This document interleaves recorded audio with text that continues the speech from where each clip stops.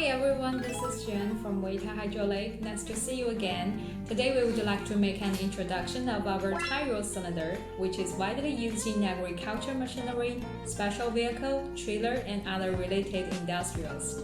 In our standard list of tie rod cylinder, the bolt diameter can be 2 to 5 inches and the stroke can be 4 to 36 inches.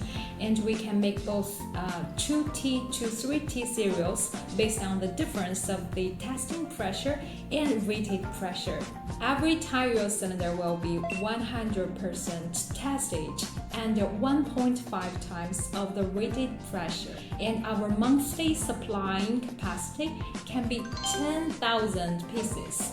Besides the tie rod cylinder, you can find more options or more information of hydraulic cylinders. You can even find our catalogs in our website. Please let us know if you have any demand of the hydraulic components.